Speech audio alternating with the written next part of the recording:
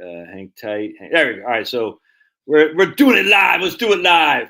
Oh yeah, Sean says it's 7:01. Oh my goodness! Like Sean's like 7:01, man. And Pulverizer saying, get out of the chat, start streaming. So when you're in, so right now Andrew is in Seattle. Are there just I mean, they're just freaking, like I said, zombies all over the place. Like right now, Andrew, like you just meth heads and stuff. And I'll give Seattle this: it's better than Portland. For whatever that's worth. I mean, Portland's really bad. Portland is that, like downtown Portland is that bad? Where just all these idiots are. That's crazy, man. Well, I mean, with Portland, you had nightly riots for 6 months and legalization of all drugs. So not good. Seattle's a pretty city, but it's just you go to the downtown, there's just nobody there, and it's unfortunate. I mean, it really is. Well, I used to be in favor of drug legalization. I did until we had these experiments with this, and now I'm just learned our lesson. 100%, man. We learned our lesson, and hopefully we more criminalize even marijuana, because everyone's like, marijuana is just smoking weed. No, the marijuana today isn't the marijuana of the hippie stuff. You know what I'm saying? Yeah. It's just hey man, we need. I appreciate Seattle and Portland taking the lead on this, and now we know no drug legalization. I thought, I'm in a small L libertarian conservative for many years. I said, yeah, man, just legal. Reason. The guy, who's the guy from Liberty? There's a couple guys on the Reason and National Review. Hell, National Review used to be anti-war on drugs, and it all sounds good in theory until we see it in place. It's sad, man. Seattle. Well, it's unusual when you get a really clean policy experiment. We would debate about all sorts of different policy things, and it's really unusual to say, okay, let's just go do it. Right. And I live in Oregon, and we had a referendum say essentially legalize all drugs, and you kind of we get to find out what happened. Unfortunately, there's a lot of people, if you let them do hard drugs all day, that's in fact what they're going to do.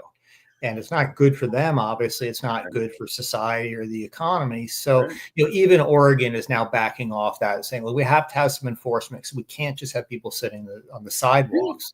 Wasn't there a referendum in Oregon that just, was it Oregon? Did Oregon just have a referendum that passed that was pretty, I don't want to say right wing, but certainly was that Washington? Maybe it was Washington. I can't remember. There's one of those two crazy states. They just passed a referendum. I was like, wow, I forgot what it was, man. I was like, oh, is it natural gas? Oh, speaking of which, I got my natural gas. I love Canadian oil and gas. And they passed a referendum in Washington not to ban fracking or not to ban, what's that? It's not to ban gas connections to new homes, essentially. Oh, I think some of them, they wanted to ban gas stoves and stuff like that. And and they just don't want that. So. Even in Washington, they said, no, that's crazy, man. So, all right, so you're in Seattle. I appreciate jumping on. So everybody knows who you are. So I'm not going to go into the introduction here, but if you don't know who Andrew Biggs is and you're watching my channel, you're probably new to the channel, which is fine. I mean, we get people new. I got a thing in my eye. I'm like James Bond or whatever. My reputation precedes me. Well, the funny thing was, Alicia Manel had written that article in Squared Away blog, I think, that the Center for Retirement Research, and is basically talking about you, and I want to go into that about how you shouldn't co-write an article with anyone other than her. And I said, wow, Alicia Manel having a good joke. I thought that was pretty good. And so Alicia approves of all my written work as long as she gets to edit it first. But when I kind of off-wrote it, that's when we get at cross purposes. Yeah. Then she said, how dare Andrew cheat on me with another lady you did. But I said that was pretty funny. So I connected to Andrew on X, everybody, and I'm not on Blue Sky. I probably should be because I'm such a far left wing guy for some reason. Some people think I'm far left. It's kind of funny, Andrew, but I'm not on Blue Sky because I like the ladies. I don't like the men, if you know what I'm saying. But so Andrew, I said, hey man, this is funny, and Andrew poked me back, and I said, well, if we can get on this live stream here, and he's at the drop of the hat, or not drop of the hat, but the last minute, I should say, Andrew's able to do that. So. I want to make sure if you guys got questions on Social Security for Andrew, make sure you put it in caps because I'll save it here for a second. But so Andrew, why don't you talk about what Alicia, if you recall, what she was referring to, and we'll go into that. And I got some other questions for you. Sure. And we'll take questions here. So. Well, I wrote a a paper recently with a lawyer named Kristen Shapiro, based in DC, and this kind of came out of conversations we had when I'm really a Social Security specialist, the policy and the economics of it. She's a lawyer and she understands sort of these constitutional kind of issues. And we were talking, and the problem we both saw in Social Security is that nobody's got any interest in fixing it. This was written before the election, but what we had was the common thread was neither Kamala Harris nor Donald Trump really gave even lip service to fixing Social Security. And we were getting closer and closer to the date when the Social Security trust fund will run out. And, whatever people think about the trust fund in terms of this economic importance, I don't think it really has very much there. It does have legal importance. Mm-hmm. And what the legal importance is that once the trust fund runs out, the government no longer has the authority to pay your full promise benefits. Everybody says Social Security is a self-financing system, earn benefits, blah, blah, blah. Okay, great. But what that means is when the trust fund runs out, they can't just call on general revenues to pay your benefits. And so unless they change the law is what you're saying. Yeah, no, they have to change the law. Right. And so what Chris and I were asking was, okay, if the trust fund runs out and nothing else happens, Congress doesn't act, the president doesn't sign a bill or whatever, what can you do? And the common assumption, for 25 years has been that when the trust fund runs out, you had to have an across the board benefit cut. Mm. Meaning, if the way the Social Security actuaries project is in 2033, the retirement part of Social Security will be about 21% short of the revenues it needs to pay full benefits. So the assumption made by Social Security, made by the Congressional Budget Office, made by me in a paper I wrote literally 20 years ago is, well, you have a 21% benefit cut for everyone. Across the board for everybody. Across the board. Everybody, new retirees, old retirees, rich, poor, young, old, whatever. Everybody gets that same 21% cut, or, whatever the exact percentage turns out to be in that year. And in this paper I wrote when I was at Social Security, we use this sort of micro simulation model where you can get a really detailed look at the population. And back then, I estimated that if you cut benefits in that way, the elderly poverty rate would double. Even middle class households would take a really big hit. Yeah, absolutely. And, I think the reaction from Congress at that point would probably be, well, let's just raise taxes to cover the entire shortfall. Let's borrow to cover the entire shortfall so that nobody gets any benefit cut. And, I'm a fiscal conservative. I think, sooner or later, we've got to scale back benefits because it's getting to be too expensive. In particular, we want to scale them back for high income retirees. And, just before anybody freaks out, I'm not saying, okay, tomorrow we're going to cut your benefit. Right. But can you define what is a high income retiree? Like, what would you say, is the income you got $80,000 required minimum distribution, so you basically got a $1.5 million IRA. Would that be a high income? Well, let me just give you 2 data points. Okay. And regarding the year 2033, if you hear any noise in the background, it's like a motorcycle driving by the hotel. The year 2032 is the last year in which the Social Security Trust Fund will be fully solvent for the year. It's also the first year in which a high-income couple can get a combined Social Security benefit of over $100,000 per year. Now, as a person who works in public policy, let me put it to you this way: that's insane. There's no reason at all why a safety net program, anti-poverty program, be paying people $100,000 a year. If we took that same high-income couple, let's say they lived north of the border in Canada, which, last I checked is a civilized country, they would get something like $31,000 a year from the Canada Pension Plan, which is their version of Social Security. So the point is, we got to start scaling this thing down. I mean, it's just, I don't want people going into poverty. Right. You need some supports, but we're really getting to the point where with Social Security for low-income people, these are people who are not going to save for retirement on their own. It's just the reality of it. There's, if you look at the bottom fifth of the population, there's people who are very disconnected from the workforce. They're never getting offered 401k. They're practically in poverty. You need Social Security or they're going to be in poverty in old age. Yeah. But when you get to people be honest, in the middle, and particularly when you're looking, towards the top of the income distribution, all you are doing at that point is saying, where you're substituting government provided retirement income, tax and transfer, you're substituting that for money they would have saved and earned on their own. And there's all sorts of evidence for that, which I can cite if you're interested. No, 100%. So you got to start scaling it back. But the problem is, if the trust fund runs out and people think, okay, your Congress is not adept at policy making, they'll just throw their hands up and say, let's just borrow all the money to pay everybody everything. That is fiscally irresponsible. Right. So what Kristen Shapiro is the lawyer I co-authored it with. Her insight is that when that trust fund exhaustion happens, you don't in fact have to do an across the board benefit cut. And she has the Supreme Court precedents and all that. And when we start talking about it, she actually convinced me fairly quickly that the president, via the Social Security Commissioner, would have discretion at that point of how to use the limited resources available to them. There's been precedents in the past where Congress has made people eligible for government benefits, but not authorized enough money to pay for them all, which is exactly the circumstance you're facing with Social Security.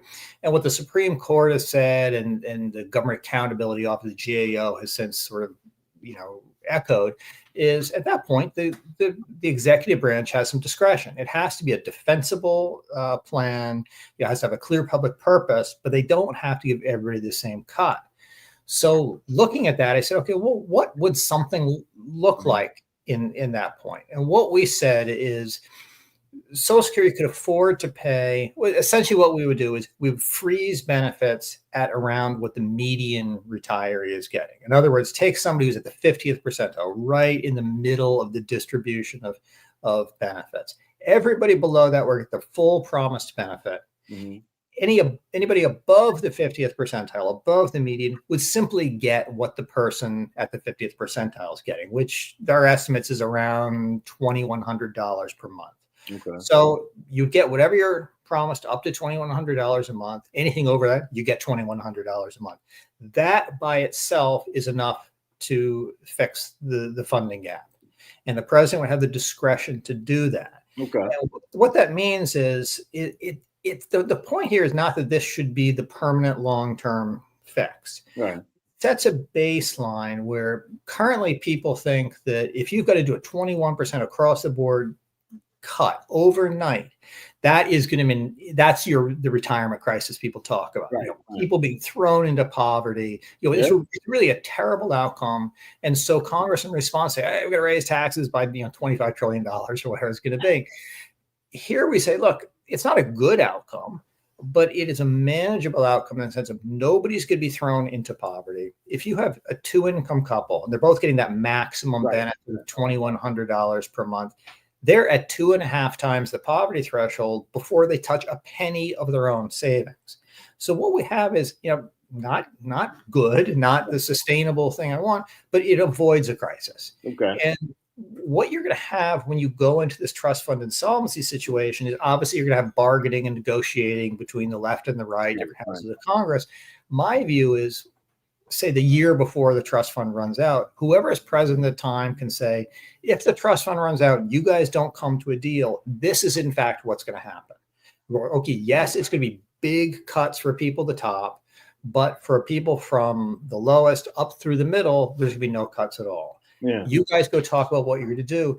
To my view, that focuses the policy discussion where the policy discussion should be focused, which is how much are we going to raise taxes, mostly on high income people, to pay higher Social Security benefits, mostly to high income people. That's the deal.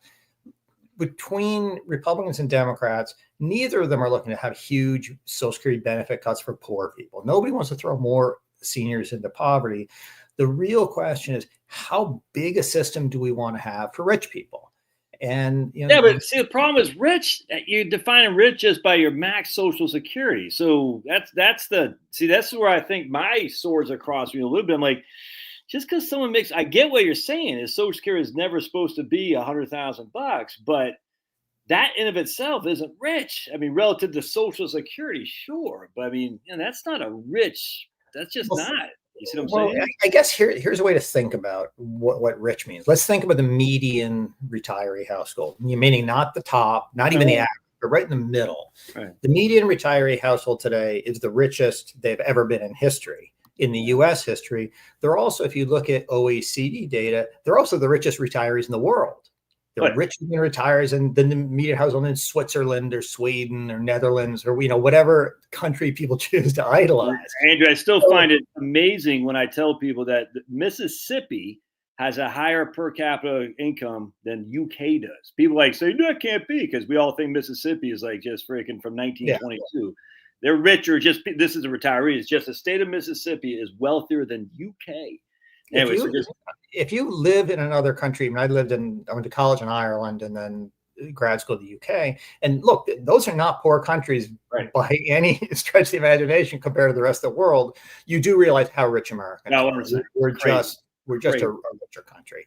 God bless USA, man. Yeah, but the point with this is, even if you're somebody in the middle, the issue is not how much money should you have in retirement, it's where should that money come from? Yeah. In the sense of, if I'm in the middle, say a two-earner couple, both middle income, retiring today will get somewhere, I'm pulling a number out of my head, I think it's about $66,000 from Social Security alone. $5,000 a month, exactly. Yeah. Okay, so they're at 3 times the elderly poverty line before touching a penny of their own savings. How much more taxes do you want to pay to have that? And a couple of years ago, I did a survey question where I asked, or the people were asked, if you wanted to have more money in retirement, would you rather pay more into Social Security and get more from Social Security? Would you rather pay more into your savings account and get more from your savings account? Yeah. And literally, I think it was a 3-to-1 margin. And across almost every demographic breakdown, people preferred saving more on their own. Absolutely. That's all I'm saying is Social Security can afford to pay a certain amount given the current tax rates. If you want more than that, how do you want to get more than that? And I think framed in that way, most people say, look, I'm just going to save it on my own, because Congress has not exactly been a good steward of your Social Security money. They don't, this is a program we should have fixed literally 40 years ago. We didn't do it. So most people say, look, I'll trust myself. I'd rather, and this isn't like a rate of return kind of thing. Oh, I want to put all in the stock market. Right. It's just, you want the money where you can watch it. Absolutely. 100%. And so that's kind of how I see how this plays out. That as people get richer and society gets richer, we should rely more on our own savings, less on Social Security. Doesn't mean no safety net. It just means, looking through the income distribution today, we assume, okay, low income people need some help from the government. High income people don't. That's how every government program works. Over time, though, society as a whole is getting richer. And what that tells me, just both from a sort of an economics perspective, but also, I hate to say, from a political philosophy perspective, is we should be becoming less dependent on government. Yeah. If you're a rich person, and people in the future be richer than today, they can afford to save a little bit more on their own, hold back on raising taxes for Social Security. It's not, this is not like we want to shut the system down. I'd prefer to have a stronger safety net, but it's just setting the choices up in such a way that we don't have Congress just throwing its hands in the air and saying, okay, we would need an extra $350 billion a year in taxes. That's real money at a time when we've got a lot of other things to think about, like the debt and the deficit. We got to fund these wars too, because don't forget, if we don't fund the wars, we'll be speaking Chinese. What was Alicia's pushback on all this, Andrew? Okay, Alicia's pushback. We're referring at least to Alicia Manel, who up until very recently was the director of the Center for Retirement Research at Boston College. She's a well-regarded economist, and I've done a fair amount of work with her. We get along very well, but it's just she's a little left of center, I'm a little right of center. And her argument was that by setting up this, saying the president has discretion on how to address the exhaustion of the Social Security Trust Fund, she's saying, well, first, that we're trying to make it out like it's not such a big deal. And that's not what we're saying. We're just saying we'd prefer this thing not be a total disaster. And, if you can avoid having total disaster, let's avoid that. Yeah. Second, she claimed some disagreement on the legal end I'm not in our study. I'm not the primary author of the legal stuff, but I think we're on solid ground on that end. I think, in fact, the president does have the discretion. So if the president has discretion to avoid a disaster, let's avoid the disaster. Right. Let's have a more reasoned way of thinking about this thing. If you're somebody who is sort of left of center and prefer to fix Social Security entirely by raising taxes, having the trust fund involvement look like a total nuclear meltdown is probably helpful, because at that point, Congress will say, let's just raise taxes. We can't. The level of policy making sort of skill in Congress these days is so poor that you think, hey, they could adjust things. There's no reason Congress couldn't pass something exactly like what we've said the president can do. But their policy making ability on things like Social Security is terrible. So they'll just throw up their hands and raise taxes. And it's just, whether you're a liberal or conservative, $350 billion a year to pay higher Social Security benefits to people who are already the richest retirees on earth, it's just not the best use of your money. If you're conservative, you want to have low taxes, okay, then avoid that by not paying it. But even if you're a liberal, you say, okay, God is going to give me this once in a generation tax increase. Right. Do you want to use it to pay higher Social Security benefits to rich people rather than, they've got their whole laundry list of things they want to do. Right. Even if you're a progressive, you shouldn't favor this. But we're just, by ignoring the problem and letting it sneak up on us, that's when you end up with bad policy outcomes. It seems like Alicia and those guys on the left are actually anti 401ks, and so they're more for the government's pensions anyway. So so your scheme here, and I don't say scheme in a negative way, derogatory. Your scheme to say, hey, we're going to basically put the burden back on wealthier people to start saving more for themselves, would be antithesis what the left wing wants to do, which is less of that, because they always talk about how bad we've talked about this before, how bad the 401k is, and it's just a silly thing. And so they want it more on the government entity as a whole. So I think that at least should be, it's almost like school choice. The left doesn't want you to have vouchers or anything like that. They want to, the whole thing regulated for they don't even want you to be able to homeschool, frankly. And I imagine this is kind of the same thing. They want the government in charge, them have more power, and the individuals have less choice, essentially. I would think that. And I don't think she actually said that explicitly. But when you read these lefties on their writings, it's quite clear that they crave for the pension system of this bygone era before ERISA that was so great. If you push somebody who's left of center on this, you say, look, I'm happy paying benefits for lower income people. I'd raise them to keep people out of poverty. But why do we need to be paying $100,000 a year to rich? Yeah, 100%. I agree with that. They give you this it's a political economy argument. And the argument is that if we don't, is basically Americans are kind of selfish. And if we don't pay high benefits to rich people, then rich people will not support paying high benefits to low income people. We have to be all packaged in together. Back when Social Security started, there's this idea that the program for the poor is a poor program. We don't want to have means tested. Right. Yeah, exactly. Right. The problem is we said, where has the huge growth in government spending been, say, the past several decades? A program like Medicaid, which is explicitly means tested. Right. Americans broadly support that. We don't want people, poor people not to have health care, so we give them Medicaid. We didn't demand rich people be given Medicaid. Right. So this is a theory that in 1935 wasn't an implausible one, but we've had nearly 100 years of testing it. And look, if you go to Canada or the UK or Australia, their pension systems like Social Security are much, much more targeted on low income people, which means, rich people save more on their own, but it also means lower taxes on rich people. Those countries have not collapsed or anything like that. Look, we have evidence now on that, and we just don't need to be doing this. And, if money grew on trees, whatever, fine, but we really are, in fact, going to be in a situation where we've got to do something to get hold of the deficits and debt. We can't keep doing this. And if you've got this unsustainable deficit and debt, starting by not paying money to rich people who would otherwise save that money on their own. I mean, this is like the no-brainer of no-brainers. There's a lot of difficult decisions to be made on how to handle deficit and debt. This isn't one of them. This is an easy one. So it just strikes me something like this is a way to start thinking about this. I have a dog sitting here trying to get some on my pocket. So if you're wondering why I keep looking down, before people freak out, I mean, it's, right. We talked about what do you do if the trust fund, in fact, runs out, where you have to do something overnight.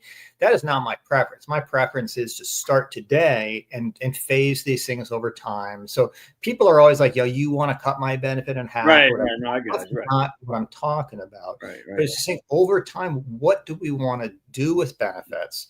I mean, I wrote a piece in the Wall Street Journal maybe a year ago, and I said, let's look at the maximum benefit people can get and just cap it and say, look, that's enough. This year's $96,000 for a couple. I said, look, there's no reason any safety net program should be paying people anything more than that.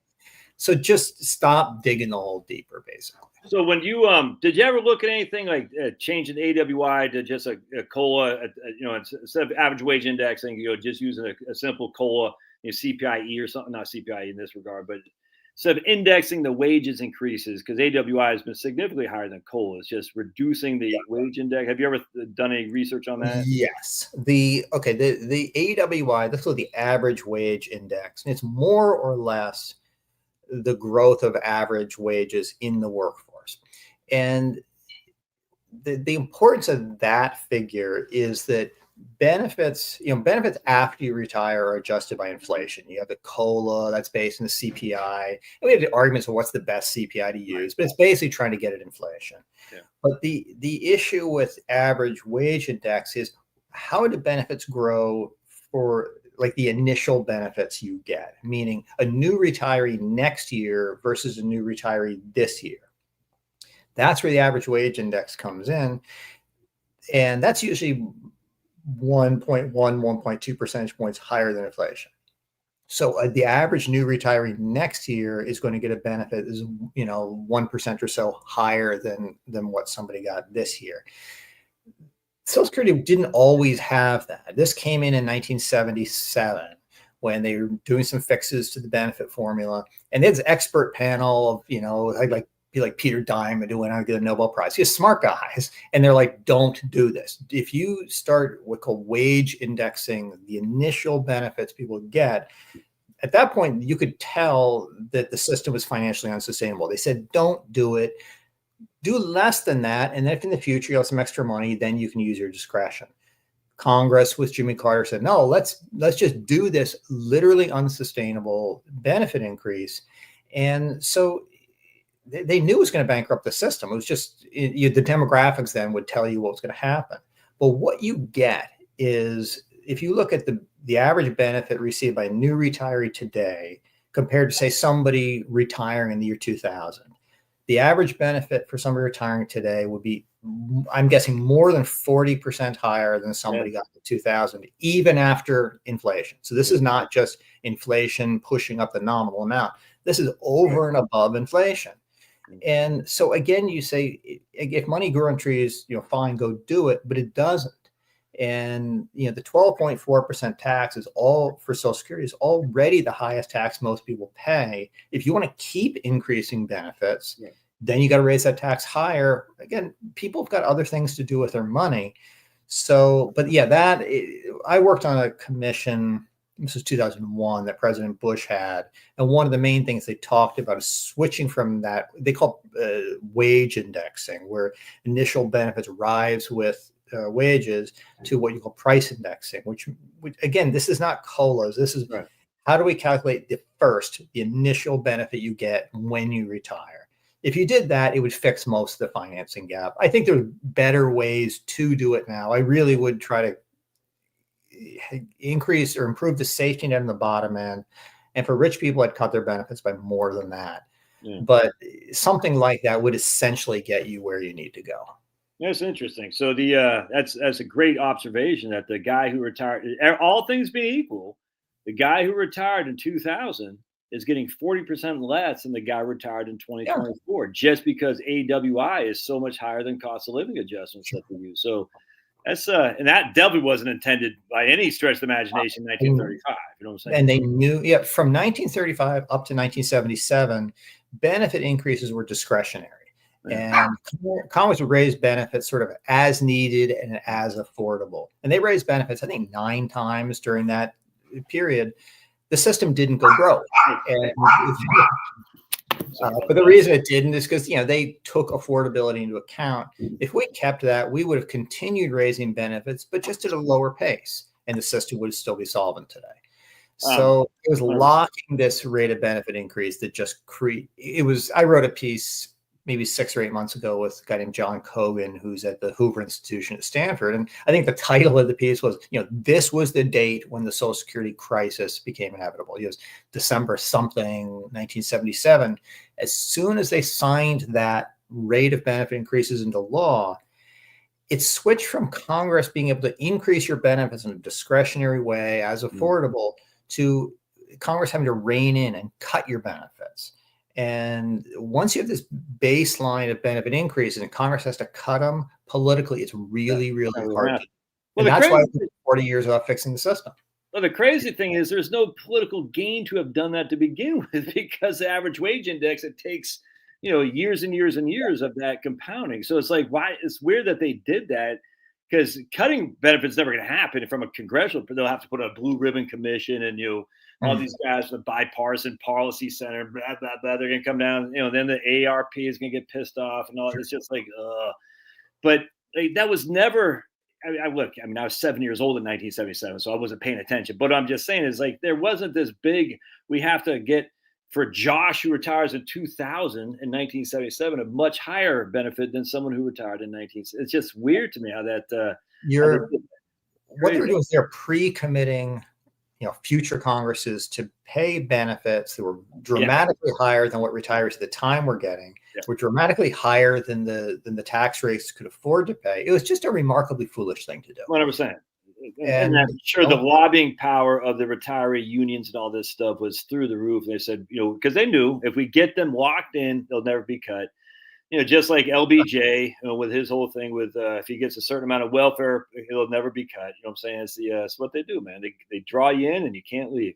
So if we you don't think reducing AWI, changing AWI to something else, you don't think that's feasible necessarily? Or is that too not politically policy motivated that no one's going to go with it? I think the reason some of the Bush people proposed it back in 2001. The reason I think it's not really feasible is it's an across the board cut. You'd be cutting benefits by the same percentage for rich people and for poor people. And this gets at, and I understand the people want a nice clean way of doing it, but look, we've got Social Security for a reason. Most people do support the idea of a safety net for low income people. Simply getting rid of wage indexing with a price indexing, sure, it cuts benefits a lot for rich people, and that helps in the solvency. It also cuts benefits a lot for poor people. And so you will have higher numbers of seniors in poverty. That's a good point. Yeah. This is not let me just give you a little math example. Imagine, say right now, the elderly poverty rate, they claim it to be probably 9%, something like that. It's in reality, it's lower, but they claim to be about 9%. We could give every retiree a poverty level benefit and take poverty to zero among seniors for half the cost of what Social Security currently pays out. And the reason it's half the cost is so many people under Social Security are getting benefits that vastly exceed the poverty rate. And I'm not insulting these people. Nobody's cheating the system. They're just getting the benefits the formula implies. But when you hear about Social Security and Social Security reform, there's always this focus on the safety net and poverty and poor seniors. That's an easy problem to solve. The tougher problem to solve is we keep giving more and more money to the richest retirees on earth, and we seemingly can't stop ourselves from doing it. No, because people pay into it. That's their money. It kind of like, what I'm saying? They're like, frankly, for me, I'm going to be heavily relying on Social Security because I've been paying, I'm self-employed. So I'm paying 12.4. I'm like, they cut my benefit. It's going to piss me off. And so you're like, all right, Congressman, Rich McCormick, you better not cut my benefit. And you'll say, okay, you can't do that. And then Yeah. on the other hand, you know what I'm saying? So But part of the problem is that people have this, perception. Okay, it's an earned benefit. It's not welfare. I get it because I pay money in, and that's fine. I understand that. understood. Yeah. But here's your problem. If you look at numbers from the Congressional Budget Office, and let's say you go to the 2033 or so when Social Security's trust fund will run out, somebody retiring in that year, according to the CBO, is promised something like 25% more in lifetime benefits than they paid in taxes plus interest on those taxes. So in other words, people say, oh, I paid for my benefits. Well, you paid for 75% of your benefits. The other 25% you didn't pay for. And it's everyone's like, well, I paid for my benefits. Well, if you paid for your benefits, the system wouldn't be going broke. We are still promising people more in Social Security benefits than they paid in taxes. And if you look to Medicare, it's dramatically worse. Yeah, This is, we're not running a perpetual motion machine here. At some point, somebody's got to pay the bills. And so it's, I don't want to pull the rug out from under people in the sense of, okay, here's what right. People are currently retired and they rely on it. I also don't want to, eviscerate the safety net, people who are really going to need the system. But, if we can't scale back the growth of benefits for high income retirees, we must well pack it in, because that's about the least complicated public policy problem we face today. Everything else of, why is infrastructure expensive to make? Why are our schools not very good? How do we fix healthcare? Right. All those are infinitely more complex problems than this. So if we can't fix this, we got some real problems. I think what you're missing, though, Andrew, is a guy. I think this is where you're missing, in my opinion, and it's just my critique on this. Let's just go back to $96,000 a year example. If that's all those people have, you see what I'm saying? They might be rich from a Social Security perspective, but let's say they don't have $2 million in an IRA or something like that. So maybe they were relying, unfortunately they did that, but maybe they just said, look, we're self-employed, we're carpet cleaning. We run a carpet cleaning business. So we're always at the 160, but we're paying 12.4 in, and we're going to get, husband, wife benefits or whatever at 96,000 a year, because we were relying on that. And that, to them, and to me, Frank, it doesn't seem like they're rich when we got guys over here with a $5 million IRA or something like that, and they're going to have massive required minimum distributions on top of that $96,000 wealthy. You see what I'm saying? It's like, there's got to be a way, in my opinion, to have a distinction between the people who are saying, I got $5 million, I got lucky in the hedge fund that I run, versus a guy who just ran a business and he paid 12.4%. And that's just the way I kind of look at it. Yeah. So go ahead. If you had to make a big benefit change overnight, let's say the trust fund runs out and you got no choice, then, you could do a means tested benefit cut, right. Based on the previous year's tax returns, which would get at the problem that you're talking about. But when we go forward, if we're saying not what happens overnight, what happens 10, 20, 30 years from now. Yeah, well, that's different. Yeah, honestly, call me a hard-hearted conservative. I don't have much problem with saying to people, look, if you're a two-income couple who both made the taxable maximum each year throughout your career, so you're a couple who's making $320 a year for at least 35 years, you got some responsibility to save for yourself. If you didn't save for retirement on your own, it's kind of not my problem. Yeah. And at some point, I think it's society's problem if somebody who's making 10 grand a year can't take care of themselves. That's that's fine. But it's at some point you have to say, look, you're an adult, you're making good money, you got to save for retirement. And so it's this comes down to how quickly you make these changes. 100%. Absolutely. Yeah. I just don't think it's too much to ask. I don't think you're advocating are not from. And you're not saying, all right, tomorrow, starting 2033, you're fine up until 2032, December 31st, and then 1 January 2033, it kind of sucks to be you. Yeah. No, I think what you're saying makes sense. It's just got to be gradual, where you say we're going to phase this in, where you're saying, or we're telling you, if you're a decent income maker, you better take more responsibility. I got no qualm with that at all, but it just can't be like, here's his fine line. We're on the precipice, and that stinks for you, man. Congress have been responsible. I mean, we've known for 40 years that Social Security faced this long-term deficit. Right. This didn't sneak up on us. We've known, I joke, if you read the New York Times from like 1990 and they describe what's happening with Social Security, you'd be entirely up to date on, there's no secret here. And so if Congress had acted responsibly then, this would be a simple problem to solve. Just change the rate of growth of benefits by some small percent, and then you're fine. Right. What we have gotten, I mean, if you think back to a couple of years ago, all these riots in France because they had to raise their retirement age. And, everybody would joke, oh, it's the French. But what was going on was they had to raise the retirement age by something like 2 years. That's what it was, 2 years, exactly. Yeah, 2 years like over a very quick period. Right. And the difference is French retirees or French households have almost no retirement savings outside of Social Security. Right. American retirees have massive amounts of retirement savings. But still, if you can phase this in slowly, then you're set. The problem with the political incentives is Congress is like, well, why should I take this hit today so that we don't have this disaster in the future?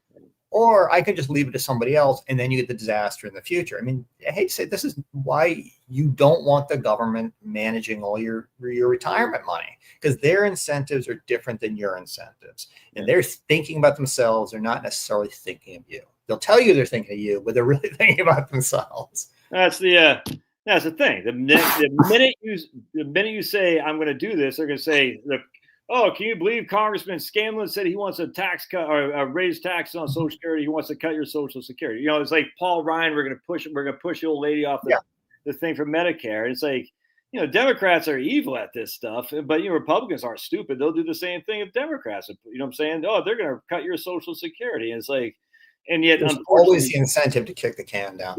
Absolutely, but that's their own damn fault, man. It's their own fault as taxpayers or as a voter.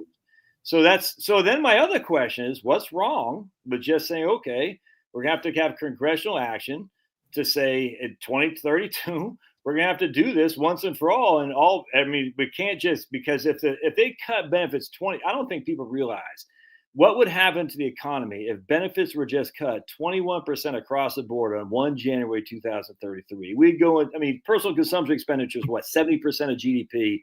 You took away 20% of that. The whole thing's falling apart. It's not going to happen. So what's wrong with just budget somehow? But our point was we want to have a starting point, which is not a doubling of the elderly poverty rate. And this will depend on, what sort of president you have in office at that point. But let's say it's a Republican president and they want to go into these inevitable negotiations over Social Security from a fairly strong point. If your starting point is zero increase in poverty, in elderly poverty, and we're not going to cap the benefits up until the point where you've got people who got combined benefits that are 3.5 times the poverty line. That's a pretty good starting point for negotiating with the Democrats, who will simply want to raise taxes on everybody for everything. Right, exactly. So it's thinking of how this process plays out. And so starting from that, I think, is a healthier, more productive way than starting from the idea of, well, we got to prevent this complete meltdown of retirement security and the economy. Yeah. Well, let me ask you a question about the poverty stuff, though, because, a lot of the transfer payments aren't even considered in, 1040s and whatnot. So do you think, because I know first of all, 9% of seniors being in poverty when they're not even looking at transfer payments, the heating assistance, all this stuff, Medicaid, that seems we're crushing, so we kick everybody's ass. There's no other way around that. I would even challenge, like you said before, if even 9% is a thing. It just seems to me, though, this whole idea that we have all these seniors like freaking eating cat food is just so stupid. There's no evidence of that whatsoever. So, the familiar argument is the one you just made, that, okay, the poverty, essentially when we measure your income for poverty purposes, there's certain things that are not counted, heating assistance or whatever. And that does have some effect. For retirees, there's a bigger issue, which is, if you are withdrawing money from an IRA or a 401k, essentially a retirement account, that money is not counted as part of your income for calculating poverty purposes. And it's almost unbelievable to think of it. If you look at how the Census Bureau, which measures poverty, defines what they call money income, it is regular payments. So Social Security, your traditional pension, that's income. if you something like as needed withdrawals from IRA or 401k is not counted as income for the purposes of calculating poverty, which is again insane. It makes no sense at all. And you could if you look in census data, they'll say how much income do people get from IRAs. And then you can go to the IRS and they'll say, okay, how much income do people get from IRAs? The IRS doesn't care how you withdraw it. They just want their money. And what the census data shows, virtually none of the money withdrawn from retirement accounts is being counted as income. I made this point in a Wall Street Journal piece 2012, maybe, and people were poo-pooing it all, blah, blah, blah, you're wrong or whatever. Since then, census they'll take their survey data of people on which they base the poverty measure, and they matched it to people's tax returns. And for the median household, their total income using the tax returns was something like 29% higher than the census's figure. But the poverty rate went from like 9.7% to maybe 6%, something like that. A dramatic reduction just from correcting that. And then, of course, on top of that, with the point you made about what's being counted, there's an alternate way of measuring poverty, what they call consumption poverty. They don't look at your income. They look at how much you spend. Because we have data on that. And I think the share of households who spend less than the federal poverty threshold is like 2% or something. That's crazy. Because when I say living in poverty, we interpret it as your income. But if we're thinking about your living conditions, we actually want to know what you're spending. And so it's probably around 2% who are living below poverty. That's my best guess. No, I actually talk about being poor on paper, i.e. you're 1040, you know what I'm saying? Because if you're poor on paper, well, you get to qualify for free Obamacare because it's free. It just falls from the sky, Andrew. Don't you know? It's just like no one has to pay for Obamacare. It's just, Medicare for all. That stuff's free. It just falls. But anyway, that's the whole thing. I'm just sitting there thinking, we're talking about these people who are impoverished, and relatively speaking, a lot of them aren't even impoverished when we actually take what your consumption is. And I didn't realize we had a consumption poverty thing measurement. That's pretty interesting, because that's what should be looking as you're not in poverty if you're eating not chicken wings, if you're eating freaking crab legs every day. You know what I'm saying? Even if you're not showing it as a 1040. All right, so I don't want you to be here all night, Andrew. We got a bunch of comments, but I just want to kind of highlight. Sure, I'm happy to talk. Say again. I'm happy to answer questions. Okay, yeah, right on. So, what is Pulverizer says, what does raising the retirement age to 70 do? Here's the interesting thing on raising the retirement age, and is that on the one hand, it's seen as, say you want to raise the retirement age to 70. People say, oh, that's extreme. You can't possibly do that. At the same time, people saying, "Oh, Social Security, the funding deficit really is not that big. It's a manageable problem, or whatever." And you'll often have the same people saying both things. If you raise the retirement age to 70, that would fix roughly under 30% of the funding gap. That's it. I know raising it to 69 fixes like 18%. So call it 27% of the long-term funding gap. So you've got this policy which people think is so extreme that it can't even be considered. I'm like, yeah, but it fixes, about a quarter of your gap. You can. I don't think it's a great idea in the sense that, again, raising the retirement age is just an across-the-board benefit cut for everyone. Yeah. Each year you raise the retirement age, your benefits at whatever year you claim are cut by around 6.7%. Yeah. So if we raise it from 67 to 68, it just means whenever you claim benefits, you're getting 6.7% less. My philosophy is we need to think about this in sort of distributional terms of, we want to have a strong safety net for poor people. And so I don't think we need to cut benefits for the very poor, but we need a much lower benefits at the top. Sort of an across the board cut like that doesn't do it. There's a second problem when you raise the retirement age, that if you claim disability, you get your benefit calculated as if you had claimed the normal retirement age, which means, let's say you've got somebody's age 62, their retirement benefit would, if you had a retirement age of 70, the retirement benefit, oh, good grief, would probably be 60% lower than they would get if they claimed disability. So any fool is just going to roll the dice at age 62 on claiming disability, because if you don't get it, okay, you can get your lower retirement benefit or claim later. If you do get it, you're sitting pretty. So you'd have a huge increase in disability applications. So you got the two issues going on there. And I won't be at all surprised if the retirement age is increased again, because it's, again, Congress doesn't have a good grasp of policymaking. They're not thinking of in things in very subtle terms, despite the fact these are the guys who should be thinking about things in subtle terms. And so they'll say, well, we don't know what to do. Let's just raise the retirement age. So it's not the best policy, but I won't be surprised if it happens, because Congress hasn't grappled very much with what you want the system to do and how are different people being treated. Their level of understanding of the program is really very, very poor. Oh, yeah. It's just kind of unfortunate because it's the federal government's largest program, but they really don't understand the issues at all. I mean, I hate to put it in such blunt terms, but 20 years ago when George W. Bush was doing Social Security reform, at that point you had a very high level of education among members of Congress because they were forced to confront the issue and they understood the system pretty well. Now, even members who you think would have understood the program don't. I mean, you have, like, just to comment on something I saw yesterday, Representative John Larson, who was the chairman of the Social Security subcommittee. He's the lead Democrat. So he's the ranking member there. And he puts on Twitter, we have not increased Social Security benefits in 40 years. Right. I'm like, just look at the data. And the people claiming today are getting 40% higher benefits than just 20 years ago, much less what they were getting 40 years ago. This isn't hard to figure out, but nobody's really looking at the data. So they've got these talking points. They read off 3x5 cards, but somebody's got to start digging into this. Whether you haven't, I mean, just come on, John Larson, what are you doing, man?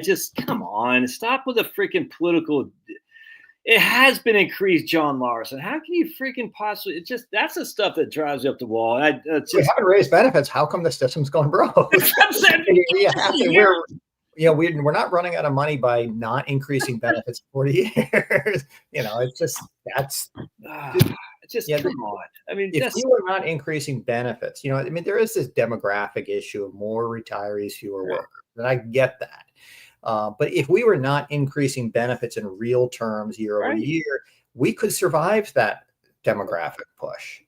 People think it's all demographics, but after you decide we're to keep increasing benefits every year, you say, oh, well, the leftover is all demographics. I mean, well, I guess, but it was their decision to keep increasing benefits because that's what they wanted to do. Well, I just say, how's the most educated guy on Social Security in the House of Representatives not know what AWI is, AWI compared to just regular cost of living? I mean, just come on, man. The idea that we haven't increased benefits is so freaking stupid. It's just depressing. You would like to see, and he's the head of the Social Security subcommittee. Right. So this is the small group of Democrats and Republicans among all in Congress who should know the most about the system. And I haven't done testimony in that committee for a couple of years, but the last several times I've done it, you just come out shaking your head like this is sort of depressing. But this is, it really is. It's a massive program from a fiscal perspective. It's the biggest federal program. It's also really important to people at the individual levels. The biggest tax they pay is the biggest source of income for most retirees. You'd think people would say, okay, let's really educate ourselves on how this program works because we're the decision makers. But the level of knowledge of the program is very, very poor. Well, I thought it was funny with John Larson. He did not vote for the Social Security Fairness Act, which you don't like. And we don't have time to get into that. He didn't vote for it. And I know he didn't vote for it because his name wasn't on the bill. I don't know that for a fact, but this is how petty these people are. And I don't know John Larson. He didn't know me. That's fine. But it's just like, you're so petty, Social Security Fairness Act, getting rid of the weapon GPO. You think John Larson would be on that like stink on poop, but he wasn't because I'm surprised because Connecticut school teachers, I don't think participate in Social Security. So I think they, the WEP GPO would be a factor. I'm kind of surprised that he didn't vote for that. I think he did. I think he supports repeal. I I think he supports repeal, but he wants with all the other stuff too. At least he put out a press release that he will not support the act because it didn't have all this other stupid stuff that he wanted to go with it.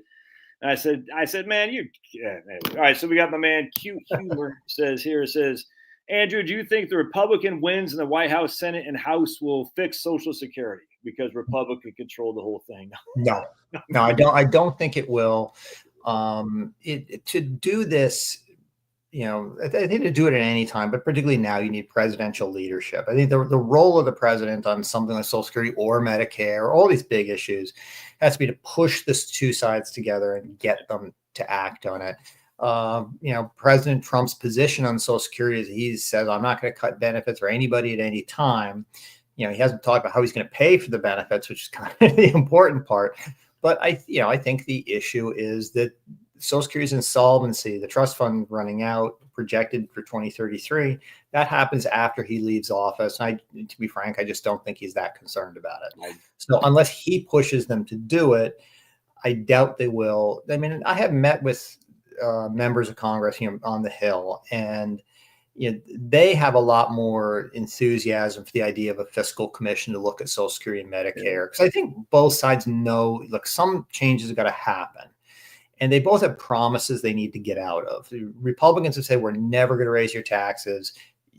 You talk to them, behind the scenes, they'll say, yeah, we're going to raise taxes.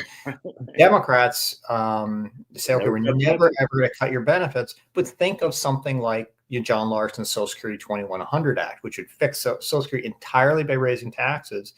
He had 90% of House Democrats co-sponsoring that bill. It never got out of subcommittee. It never got a vote in committee, never came to the floor, even in the first 2 years of the Biden administration when they had the House, the Senate, and the president. So why did that not happen? Because they know that ultimately an all tax increase solution is going to be unpopular. They don't want to do it. Yeah. But they promised these things. The fiscal commission is a way, I hate to say breaking your promises, right, but they need a way of getting out of some of these pledges they've made, which are really unsustainable. Yeah, blue ribbon commissions. It wasn't my fault. It was those guys over there. And yet, right. So ideally, you wouldn't have this. Ideally, Congress would fix these programs in a timely fashion after due consideration. But 40 years on, we know that's not going to happen. It just shows the problems of policymaking, that this is the biggest program that Congress runs, and they can't fix it using the regular process. They have to outsource it. It's unfortunate, but I think that's the best chance we have for reform right now. I wonder if actually gerrymandering, because it's so extreme now, gerrymandering, I wonder if that's hurt for Republicans and Democrats, not just with Social Security, but just generally speaking, to get together on stuff and just say, let's fix this common problem. Because, the Senate is... My answer, yes. Yeah, 100%. The reason is that, and the House is the main issue, is that you have most of these House seats are safe seats, meaning if it's a Republican seat, the Republican is always going to win. If it's a Democrat seat, the Democrat's always going to win. Then you say, okay, given that, what is a member of one of those districts worrying about? All they are worrying about is getting primaried. Right. And because the primary is where they could lose their seat.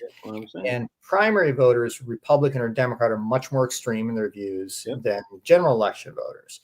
So the way you avoid being primaried is by playing to the base. And so if you're a Democrat, you go further to the left. If you're Republican, you go further to the right. So you have members who are more extreme in their views. But the gerrymandering also means with fewer swing districts, you have fewer moderate members. If you're a district which is sort of 51-49 Republican versus Democrat, a Republican could win that by being a moderate Republican, or a moderate Democrat could win it. But when these districts are 75-25 in either direction, moderates don't win those seats. Far left or far right does. There really are very few moderates left. Don't forget, that's how Eric Cantor lost. You know what I'm saying? I mean, he lost, and that was and then AOC, that's how she won. She primary being further left than her left-wing opponent, who was an incumbent, and Eric Cantor was like the number 3 ranking guy in the House Republicans, and he lost by being Dave Brat, outright winged him. And so you're like, I can't if the primary comes, I get primary. I'm screwed if I look like I'm partnering with AOC. I can't do that. Sure. And I mean, Nancy Pelosi raised this issue of AOC specifically when AOC is pushing. When Nancy Pelosi is the voice of moderation, it tells you something. When I first started working the Hill, she was seen as a very liberal Democrat, but she's more establishment in the middle.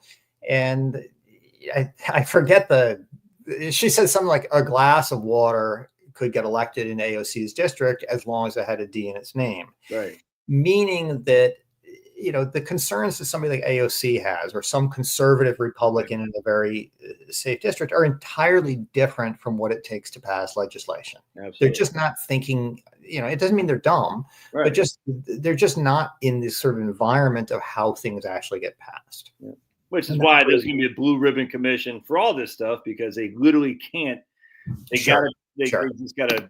All right, so we got my man Paul says, and I think Andrew's thinking about this, Paul, but he says it'll take time to condition people to save the way they should, which is why any major change or benefit reduction has to be phased in over time. Yeah, I think Andrew would agree to that. Like, you're not just going to say, like I said, wake up one day and say, "Sucks to be you. We're going to, cut your benefit to your PIA down to $2,100, even though before it's $3,800." But I think I'll disagree a little bit, just to give you an interesting fact, though. I mean, I think ideally you want to phase in benefit changes or tax increases or whatever you're going to do. If something like the retirement age increase from 65 to 67 was passed in 1983, it was not fully implemented until last year. So you got 40 years to adjust. But here's an interesting example of, how would people react if you had a sudden reduction in benefits? And you actually had. Sorry, keep talking. I'll keep talking. Yeah, I referenced the change Social Security made in 1977, and they happened because in 1972, Congress passed changes to the Social Security Act to the benefit formula to protect against inflation. But they made a mistake in that, and they called double indexed for inflation. So benefits for new retirees were rising rapidly. They're going way, way, way up. And they said, okay, we've got to fix this. So in 1977, they passed this new benefit formula, which itself had its problems, but it fixed that double indexing issue. Now, when Congress passed that law in 77, they said, okay, they corrected this double indexing, but they said, if you receive these higher benefits accidentally, we're going to let you keep them. Oh, man. So what that produced was in a very short period of time, a significant difference in benefits received by retirees who were born only a few years apart. Right. I guess it was about a 7% difference in benefits. So then you had a really nice natural experiment of how will people react to benefit cuts. And some researchers from the Social Security Administration, using Social Security data, right, they look at these people's earning records. They found that the people who received the benefit cuts made up for north of 61% of the benefit cuts by working more, working longer. And these were people who were actually very close to retirement at the time the benefit cuts happened. And what they also had, lower income people didn't tend to react that much, but higher income people reacted even more, probably, I'm guessing, close to dollar for dollar. So it's, I'm not saying we should do sudden cuts to benefits, but you shouldn't underestimate the ability and willingness of people to respond to those things. That's interesting. Yeah. And one of the interesting takeaways from this, when people think, well, should we fix Social Security with tax increases or benefit cuts, is that when these people's benefits were cut and they earned more to make up for it, they also paid taxes on those increased earnings. So for each dollar which they earned, like 10, 15%, or whatever the tax rate at the time was, that went to the government. What that means is that cutting benefits is you can sort of fix a dollar of Social Security's funding gap with less than $1 of benefit cuts, because people are going to work more and you're going to get more revenues. If you look at the idea of raising taxes, I recently looked at, eliminating what we call the tax max. Right now, you pay taxes on first $168,000 in earnings. Most progressives want to get rid of that cap. Right. So you'll pay the 12.4% tax above that. If you do that, even left-leaning economists say, okay, well, people are going to work somewhat less because of that. Right. And if you do that, you're not just collecting lower Social Security taxes than you thought. You're also collecting lower federal income taxes, lower Medicare taxes, lower state income taxes. Even using pretty mild assumptions for how people react to that, you lose 20% of the net revenue gain. What that means is to get $1 of additional revenues for Social Security, you have to raise taxes by more than $1. In a sense, by more than what the dynamic figures would tell you. So the way I calculated fixing Social Security, I mean, they have this $25 trillion funding gap. Fixing that with tax increases would be at least a third more expensive than fixing it with benefit reductions, because benefit reductions, people will work more in response and pay more taxes. Tax increases, people will work less in response, less taxes. So it's not just hey, we have a $25 trillion gap and we have to fix it with tax increases or benefit cuts. The amounts you got to do are not the same. It points you to thinking how you want to do this thing. Sounds almost like the reverse Laffer curve. You raise taxes, you get less revenue for the taxes. Exactly. That's and there's certain assumptions under which if you eliminate the taxable maximum for Social Security, you don't get any net revenues. So you can get to that point, but even left-leaning economists say, look, it's going to be the reduction is big enough to matter. I just did a video the other day. I said, if you lift the max, now you got people, unless they completely reduce unless we get like a fourth bend point at, like 5% or something like that, you're going to have people getting $175,000 a year in Social Security. If you get, it's just, that's just the way, unless they say, or they say after a certain amount of income, you're not getting any Social Security. And you're like, well, in that case, think what they would do now, it used to be some people said, okay, if we've got to pay the $175 a year, we'll do it. Right. But at this point, Social Security's financing has gotten so bad that most of the proposals, they have sort of a fig leaf. You get like 2% back or something. But really what they're doing is just hitting you with the additional tax. The problem there is, you're raising the top tax rate by 12 percentage points because employers are going to pay the extra, but we know how that's going to happen. They're going to reduce your wages to do it. So the wage base shrinks by that 6.2% they pay. And you're going to have less people, because a lot of these people like me, we make more than the max. We're not making $1 million a year, but you're self-employed or if a small business owner is making $150,000, $200,000 a year, which is good money. You increase that tax base for that extra $50,000, $60,000 by 12.4%, though. You know what I'm saying? That's a huge effective tax hike. And you're like, that was money I was going to use to hire somebody, to give somebody a bonus, all that stuff. You're like, no, I'm not going to. I don't think people recognize how damaging raising the cap would be. I'm always amazed how people just throw that out. Just raise the cap, we'll fix Social Security. I said, man, you're not a deep thinker, because people say, well, that's the simple solution. Why wouldn't you do it? The interesting thing is, most other countries have Social Security programs like us. Nearly all of them have a capped payroll tax like us. But unlike us, for most cases, the cap is lower. If people act if it's common sense that, hey, just eliminate the cap, why wouldn't you do it? Well, no other country does this. If you're in Canada, the payroll tax stops somewhere around 70,000. I think in the UK it's about 75,000. There are countries that have much higher caps or no cap at all, some Scandinavian countries, but the way it works there, their Social Security programs are not progressive. Nobody runs a progressive Social Security program with uncapped payroll tax. So you just look around the world and there's a reason why Sweden doesn't do this, because even they have realized that these massive tax rates on high income people are counterproductive. Absolutely. But again, even if you're progressive, you say, okay, we're going to get a 12 percentage point increase in the top marginal tax rate.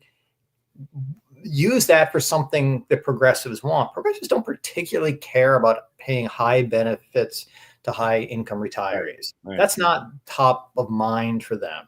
If they eliminate the cap to do that, that's money they can't use for Medicare for all, all these other laundry list of things. They can't buy votes with that money. Something else. Yeah, right. Exactly. And I've talked to progressive analysts. They're like, we get this. They understand that they have promises they all want expensive new things, but they're all claiming the same money to get those expensive new things. And so this is sort of a within the family thing that they've got to sort out of, okay, if you happen to get, if you fix Social Security entirely through taxes, that would be the largest peacetime tax increase in U.S. history. Now, if you're not going to get it. I just realistically, they're not going to get it. But if they did get it, if I were a Democrat, I'd say, well, why use it for this? Right. What I'm saying. These are the richest retirees in the world. They're okay. Leave them. And then, whatever else they want to use the money on, they can fight among themselves. So the fact that they haven't come to this discussion yet shows that I don't think they are particularly serious yet. It's like, my joke on global warming is I'll think we're serious about fighting global warming when we start making 1 million nuclear plants. Right, that's exactly what I'm saying. And the fact that we're not shows we're not serious yet. And we're getting more serious. But it's, I'll think Democrats are serious about all these promises they're making when they start saying, okay, we can't keep all the promises.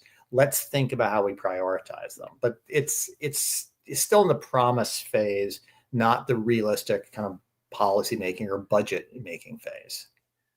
Sean says, Andrew, are there people getting Social Security other than spouses who never actually paid into it? Other than spouses. Basically, no. I wouldn't think so. Because people think about, there's the idea, well, we've got illegal immigrants. Exactly. There may be, it used to be possible if you were illegal to get benefits if you moved back to the country you came from, but there are very few. I could find the numbers now, how many you get, but not very many. But these days with Social Security, your benefits are based on your earnings that were taxed by Social Security. Yeah, 100%. So, spouses, there's a spousal benefit that somebody can get, but other than that, some kids would get benefits without paying in. But for this idea that Social Security is running short of money because we're paying benefits to people who didn't pay in, if you're thinking undocumented immigrants, by and large, they are good for Social Security because most people think they're getting paid underneath the table, just cash. And obviously you do get that. Right. But a lot are just using fake Social Security numbers. And the employer knows it's fake, but the taxes are paid anyway. But you're not going to go in and claim benefits on a fake Social Security number. So it's not a massive amount, but it's a number in the billions now of taxes been paid by undocumented workers who are not able to collect on them. Now, as I've told people many contexts, don't make your decisions on immigration based on what it does for Social Security, because the effects are just not huge either way. But people shouldn't, and I'll say I saw, then Senator Vance, saying, okay, well, the problem is we've got undocumented immigrants. Like, that's not the problem. The problem is we're paying a lot of money to rich people. That's the problem. And so people need to just grapple with it. He's not a dumb guy, but part of it is just it's not simply understanding how the program works in general terms. Okay, we pay money in, money going out, demographics, population aging, all that. But it's also how much does one thing affect another thing? Right. Yeah. And so something like the level of immigration has very little effect on Social Security's finances. Something like the birth rate's got a massive effect on it. How long people are living, that's got a massive effect on it. Are we raising benefits over time? Massive effect. So it's thinking about the policy levers that really matter here. And so immigration is just not a huge factor. It's just not many people, other than, like you said, children. But the reason they're getting paid is because their dad died. You know what I'm saying? So that, the interesting thing, Andrew, is I'm seeing more and more, older men having younger kids, and now they're getting I'm seeing that a lot now. Well, not a lot, but I never saw that until about 5-6 years ago. And now every year I'm getting that more and more clients who got children who they get a benefit. If your child is under either 16 or 18, I forget, right, and you are retired, you can claim a child benefit. And again, this is something, there's very little money in it. Right. But by and large, people should support their own kids. Right. So it's, especially if you're a higher income person. But something like that, there's an issue of how much political capital do you put into changing something like that, where you get virtually no money out of it, versus saying, look, I'm just not going to have that fight. Right. And so often with these sorts of issues, there's matters of principle. Right. And spousal benefits. Say, just an example, if you are the non-working spouse of a high income worker, you could get a higher Social Security benefit than would be paid to a low income woman who worked and paid in all her life. Now that's it's just, Social Security has the idea of equity and adequacy. We pay based on how much you paid in, and we pay based on need. It's some combination. This non-working spouse of a high-income worker neither needs the money nor paid in. And so, something like that, it's just not necessary. At the same time, is that the fight you want to have? Right. I mean, you can kind of moderate it, but it's just that the real fight is over just how much do we want benefits to grow, Right, what I'm saying, above average incomes. And then how much what I'm saying, how much we want benefits to grow, that's the issue. And at the end of the day, where's the funding come to pay for those benefits that have been promised? And that's the challenge. All right, last one, then we'll get you out of here because I know it's going up an hour and a half. But Cute Humor says, what's the precedent? Now, Cute Humor obviously, probably went to Stanford or something like that, because he said the president as opposed to precedent. Oh boy, these typos. So he said, what is the president in 2033? Or he said, what if the president is in 2033 is Democrat and won't do the executive order to 2050 per month? Okay, so I think he's going back to your executive order, essentially saying the max we're going to do is about 2050 a month. What if the president is Democrat and then he won't do the executive order? I guess he's asking what then. Any thoughts on? I mean, that's kind of far out. I'm guessing. I mean, the strategy we talk about of paying full benefits up to the median, which is somebody getting around 2050 a month. I think that was the number, and then just capping after that. Now that would work for Republican president, a fiscally conservative president would just reset the terms of debate. It is an interesting issue of what if you had a Democratic president whose preference be, let's just raise taxes to fix the whole problem. Well, in that case, they're probably not going to do it. But then you can come back and say, look, you have the power to do this. People are being thrown into poverty today who don't have to be in poverty because you could reallocate the benefits. Now, they'll have to defend that. Given how the media works, it probably won't be hard for them to do it. But you could make the case at that point that people are needlessly being thrown into poverty because you want to pay higher benefits to rich people. So, but this is in general a strategy that works as an opening bid by fiscal conservatives who don't want to fix the entire funding gap using taxes. And that's a challenge. I mean, you got like we said at the beginning, you got the Democrats want to, raise the taxes. The Republicans don't want taxes. They don't want, Democrats don't want to cut benefits. Republicans don't want to raise taxes. And you're going to have to come to a happy medium at some point. I mean, both parties face a problem. I do think the problem is larger for Republicans in that absolutely. Right now you have, say, going into the election, you have both Donald Trump and Kamala Harris saying, I'm not going to cut benefits for anyone. But Harris would be like, look, I'll raise taxes on people. If she didn't have any for the Democrats, their problem is largely a political one, and that they can't get the tax increases they want to get. Republicans have this problem where they're promising now not to cut benefits, but Republicans are still traditionally the low tax party.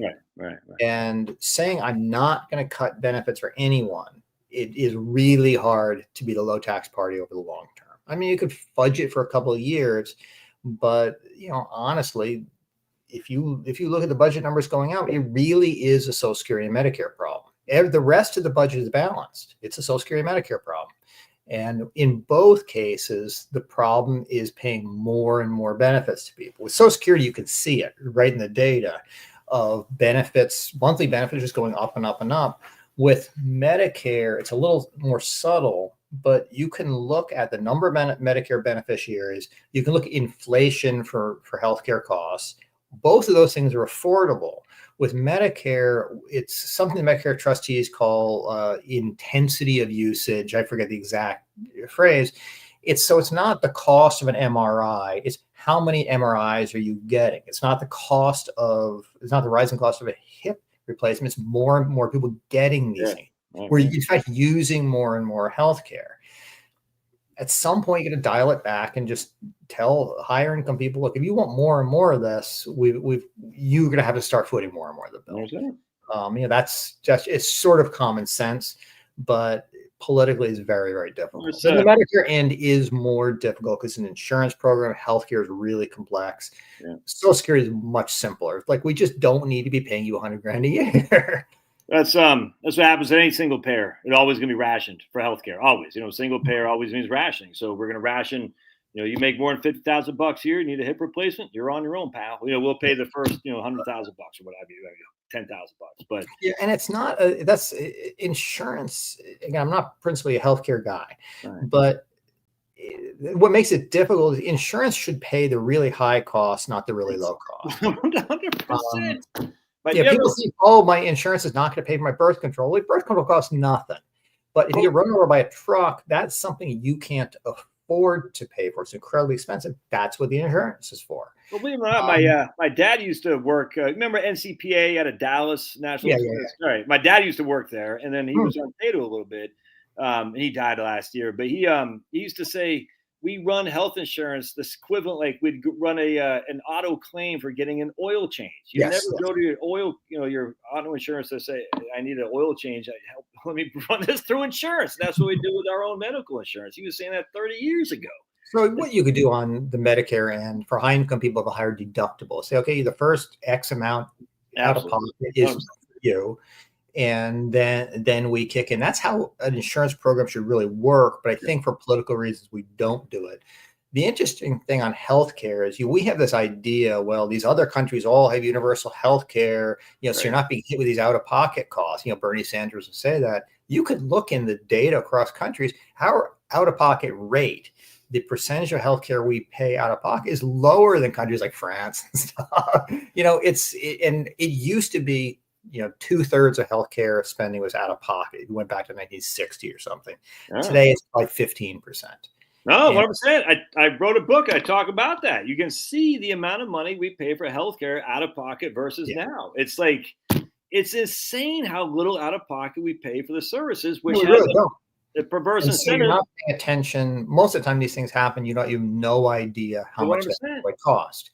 And so it increases the incentive to go see more help as well. So there's a perverse incentive because we don't see the cost. We're going to go to the doctor more when we probably don't need to go for a hangnail. Americans use it. People think the problem with healthcare in America is more expensive. Look, it is more expensive for a variety of reasons. But layered on top is we simply use more healthcare than other countries do. We go to the doctor more. We don't think twice about going to a specialist. Oh, you got sore knee, MRI for you. Right. So it's something I read, which I think is inaccurate, which is like the city of Pittsburgh had more MRI machines than the entire country of Canada or something like that. And I think that turned out to be true, but we just have tons and tons of this stuff. And look, if you need an MRI, it's great. You can just go in the next day and get it. This is a kind of an off story, but when I was living in London in grad school, a friend of mine, a woman, had to get an ultrasound. And I think she had to wait 3 or 4 weeks to get it. Literally at the same time, my mom called me, and the golden retriever had a heart murmur, which the vet told her was in any case inoperable, but the golden retriever is in for an ultrasound the next day. I kid you not. That's, it's good, I guess, but this is going to cost money. Oh man, I freaking love America. Oh my goodness. That is, of all of our problems, we got it made, man. I just wish more people recognize how good we have it. Your golden retriever got an ultrasound the next day. You go over the border wearing a dog suit. And all these. Anyway, I'll let you go, Andrew. This is good stuff. So we're So Andrew, where can we find your? Obviously on American. I got the American Enterprise Institute. You're on Twitter. You have your own blog or just on Twitter. What else? I'm on Twitter/X. It's at BiggsAG. Biggs AG on Twitter. Biggs, which I've been told by a close family member, reads as Big Sag, which is, I guess, getting more accurate by the day. I also have a new Substack, which is called Little Known Facts. And this is not a lot of people do Substacks because they want to make money. This is free, but it's a nice vehicle for getting. So littleknownfacts.substack.com. Oh, I didn't think so. I spelled it wrong. Hold on a second. Little known facts. I spelled it wrong. Hold on a second. Substack.com. Cool. That's there you go. Right on. Sweet. I'm subscribing right now. All right, good. And that's just, I've only started that in the last month or so. But AEI.org, I'm at the American Enterprise Institute, and you can find my stuff there, and obviously lots of other great stuff. AEI is a great think tank. I occasionally write in the Wall Street Journal, so there's a variety of things online there. But I love doing it. I just got the Substack thing on the show notes. My man Chuck B says, "Yeah, Big Sag. That's how I read it. Yeah, Big Sag. So Big Sag on Twitter. And you're not going to Blue Sky. You're going to stay on Twitter, are you? Hopefully. I don't think I'd be allowed there. But maybe I can petition to Elon to get my Twitter handle changed to something a little more flattering." I just posted the for your AEI page as well. So if you want to read some of Andrew's recent stuff, we didn't get into it tonight. Maybe we can save this for a different discussion on WEP and GPO. But he posts a couple of things, and he's writing on Wall Street Journal quite a bit as well. So you're a good man, Andrew. I don't care what they say out there in Oregon. All right, my man Kirk is from Oregon too. He just had his 4th child, if memory serves, and even he's surviving the insanity of Portland, Oregon. So if Kirk and Andrew can survive Oregon, we're still headed in the right direction, man. That's a fact. So much obliged, Andrew. And I appreciate you taking time out of your today to get here. I know you're on vacay and stuff, got other things to do, but really appreciate you being here, man. Great. Thanks a lot, Josh. Happy to talk anytime. Thanks, Andrew. Well, I'm going to stay on for a little bit longer, guys. So Andrew, we'll see you, man, if you just want to hop off whenever you can. But hey, so let's I want to talk about let's see. All right, have a good one. Thank you, Andrew. Thanks, man. Oh, maybe I won't stay on. Oh, here's Pablo. All right, so that was fantastic. Andrew just got off. Hold on a second. Is that you, Coco? All right, we'll watch here a little bit. That was good, man. Andrew crushes. I completely disagree with the $100,000 thing. I don't like when you're using the amount of money you get your Social Security as your threshold. I think it should be how much money you have from other sources as well, because. With that said, I see what Andrew's saying is that, you think you want to stay in chat? I don't know. I didn't know because I just said it was only gonna be an hour or so, and he's on a trip up there in Seattle. Oh man, really? Hope you didn't find that rude. Oh man, I thought I was being rude by keeping him an hour and a half. You really pulverize? You think you want to stay in chat? Well, now I feel bad. Because I thought I didn't want to keep him this long, to be honest with you. Oh boy, did you guys think I cut Andrew off? Oh, that's gonna make me feel bad. I love Andrew. All right, let me know if you guys think I cut him off if you want to stay in chat, because I want to. Oh man, he did. Eesh. All right, you don't think I was rude? All right. Carl says he misinterpreted me. Oh man, you guys all thought that? Oh, now I feel like a dick. Yeah, I think Andrew is well informed and curiously idealistic too. It would. Nope, not okay. So Max, well, you're just one guy though, Max. Nope, not rude. All right. Did you guys think I was rude to him? I hope not. I mean, he was here for an hour and a half. I was like, I didn't think he'd want to stay that. I thought I was being rude by keeping him on, so I wanted to get him out of here. Oh boy, I'm not trying to be a dick. I'm Mark from North Carolina. I'm Mark from North Carolina. Okay.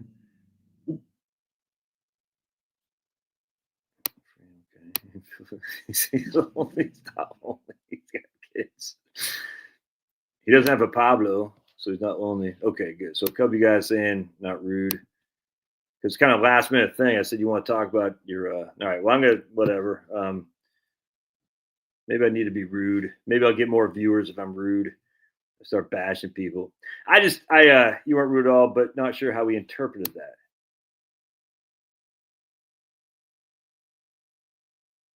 You were not, oh man, for real? Yeesh. Okay, now I'm all embarrassed. Oh boy, I'll have to email and say, hey, I hope I didn't just come across rude. Everyone thought you might have wanted to stay longer. Like, dude, oh. I'm not sure how he interpreted that.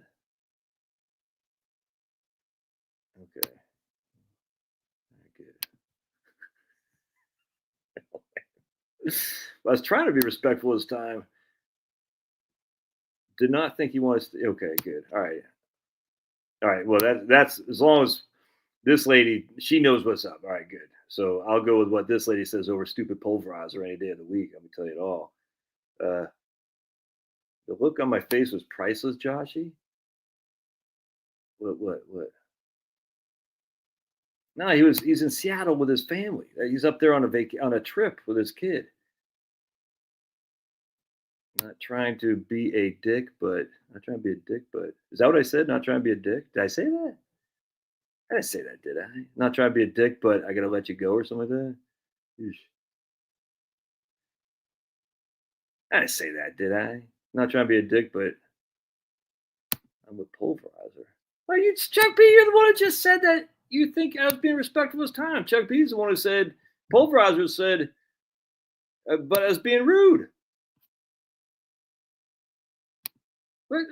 Chuck B. You're the one who just defended me 2 seconds ago. What the hell, man?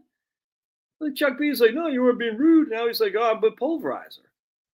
Pulverized one said start this whole thing, and he seemed to be willing to stay longer. Oh, Chuck B. Oh, now you're messing me. Oh man. All I care about, we have a lady on here from Tejas, and if she says I wasn't being rude, I wasn't being rude. Well, I didn't say that, did I? Not trying to be a dick. I didn't say that to Andrew, did I? No. Not trying to be a dick, but I got to cut you off? No, I didn't say anything like that. I voted for Kamala.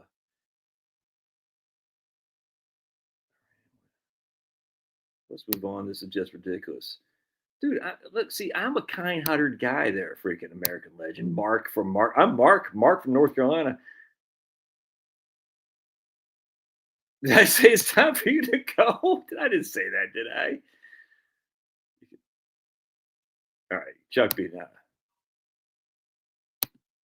Maybe. All right, I'll email him and said I was okay. I'll just email him. Say I didn't want you to stay on longer than you wanted to. I didn't want you to not be rude to me. I don't care, but all right.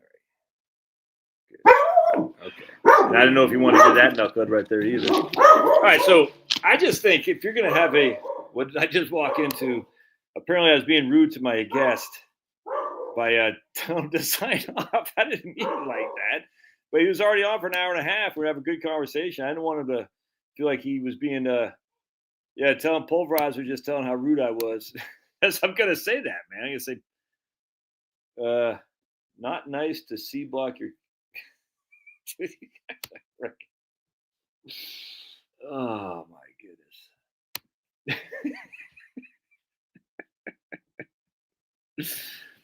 But I was like, so anyway, Don, we're on it for an hour and a half. I was like, I just asked Andrew like 3 hours ago if he wanted to jump on board. And he's like, let me see what, the family's up to. I said, all right. I did tell Andrew to sign up. Yeah, but I said, sign off. You don't have to. I kind of meant you'd have to be here. Seems like I'm in hot water again. We're talking about the Trinity, Jill. Anyway, I'll email Andrew and say, pulverizer said I basically did the equivalent of hanging up on him. I hope they didn't find that rude. But we were on for an hour and a half. I didn't want him to feel like he had to be obligated to keep talking. You know what I'm saying? I mean, because I wanted to talk about weapon GPO. We didn't get to that. And I know if I would have gone down that rabbit hole, we'd be on for another hour and a half. I didn't want him to have to feel obligated to talk to your old buddy Josh. You just jumped off my lap. All right, so my issue with the whole thing, I got no qualm with like saying at the end of the day, if your income is above a certain threshold, you should, there's some, we some kind of thing. I got no qualm. I just don't think it should be all based on Social Security. I mean, I think that's, kind of like somebody said earlier, like it should be. I think it's Paul Francis. He said it should be phased in or something like that. I mean, there's a million different ways we can look at this, but to just say to somebody, "Hey, you make $96,000 a year in Social Security," and that someone said, "Yeah, but I saved all my money into Social Security because I was self-employed." Now you're going to reduce it. Now I think Andrew was right. I think I made a mistake. I said they're only making 160,000 a year. It wouldn't be 160,000 a year to get the 96,000. It'd be 160,000 for the husband and 160,000 for his wife. So they're making 320. They do have a responsibility to start saving some money. And that's just a factor. You know what I'm saying? I mean, I'm making more than the thing here, the 160. You know, we save $24,000 a year, and that's even not. I should say more than that, frankly. You know what I'm saying? But we also got 4 kids.